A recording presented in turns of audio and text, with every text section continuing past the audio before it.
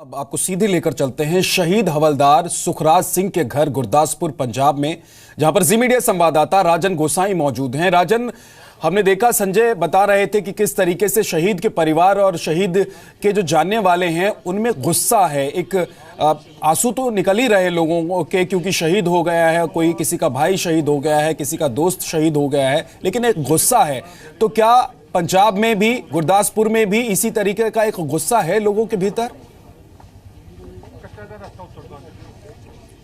जी बिल्कुल विद्या, माफ कीजिएगा। जी बिल्कुल विद्या, यहाँ पर भी लोग जो है शहीद सुखराज सिंह के घर के बाहर मौजूद हैं। शौक यहाँ पर जरूर है, मातम यहाँ पर पाया जा रहा है, लेकिन इसके साथ साथ शहादत का जाम जो सुखराज ने पिया उस पर गर्व भी है। लेकिन अगर बात की जाए तो पाकिस्तान की ओर से जो पिछले लंबे समय से आतंकी हमले किए जा रहे हैं उसको लेकर गुस्सा भी है। यहाँ पर मेरे साथ मौजूद है, इन्हीं से पूछते हैं।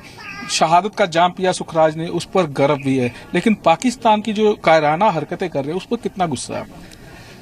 देखिए, हमारे जो 7 जांबाज सैनिकों ने कल नगरोटा में शहादत का जाम पिया, उनको लेकर सारे देश का गुस्सा आज चरम पर है। आखिर कब तक हमारे जो जांबाज सैनिक यूं ही अपना बलिदान देते रहेंगे? सरकार को आतंकवाद का फन कुचलने के लिए एक ठोस नीति अपनानी होगी, अन्यथा इन जांबाज सैनिकों की शहादतों का सिलसिला इसी तरह चलता रहेगा। पाकिस्तान के अंदर जो भारतीय सेना ने सर्जिकल स्ट्राइक किया, उसके बाद पाकिस्तान ने पूरी सीमा पर एक मिनी युद्ध छेड़ा हुआ है। अभी उनके नए आर्मी चीफ ने चार्ज लिया है। उसके दूसरे दिन जम्मू कश्मीर के नगरोटा सेक्टर में हमारे सैन्य शिविर पर जो फिदाइन हमला हुआ, जिसमें हमारे हवलदार सुखराज भी शहादत का जाम पी गए। अद्भुत बहादुरी दिखाई इस जांबाज सैनिक ने। एक आतंकी को मारा, लेकिन दूसरे आतंकी ने छुपकर उन पर वार किया और जिसपे वो उन्होंने शहादत का जाम पी लिया। किस तरह की ठोस नीति की बात कर रहे हैं? किस तरह की ठोस नीति अपनानी चाहिए भारत सरकार को? देखिए, अब बहुत हो चुका, अब आर पार होना चाहिए। चाहे सरकार इस मुद्दे को अंतर्राष्ट्रीय मंच पर लेकर जाए और पाकिस्तान का आतंकी चेहरा है उसे सारे विश्व के सामने नंगा किया जाए जी।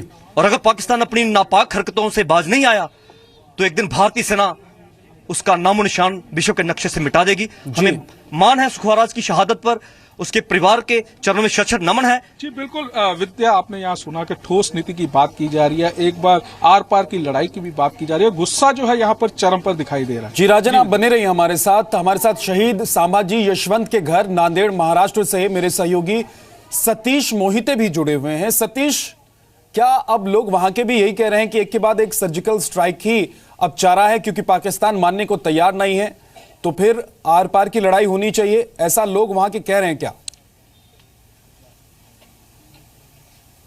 जरूर विद्यानाथ, जो भी शहीद बच्चे होते हैं अपने देश के, लेकिन उसके बाद जो उसके परिवार पर एक मातम छाया होता है। जैसा कि हमारे नांदेड़ जिले के संभाजी कदम, एक जवान हमारा शहीद हो चुका है, लेकिन जो मातम का माहौल है वो पूरे जिले में है, पूरे जिले की यही भावना है। और हम वहां पे ही जानापुरी में उनके गांव में मौजूद है। गांव के लोगों का भी वही कहना है कि पाकिस्तान इसी गांव में से अभी तक संभाजी कदम से पहले 2 जवान हैं वो शहीद हो चुके हैं, और ये तीसरा जानापुरी गांव से ही संभाजी कदम, इनकी भी शहादत हुई है। तो गांव वालों में काफी गुस्सा है। पाकिस्तान के और कड़े रुख अपनाते हुए अभी आर पार की लड़ाई लड़नी चाहिए, यही कहना सब गांववासियों का। अपने साथ गांव के सरपंच है लोखंडे जी, उन्हीं से पूछते हैं। संभाजी कदम की शहादत हुई है, क्या कहना है? आपके गांव का वो बच्चा था।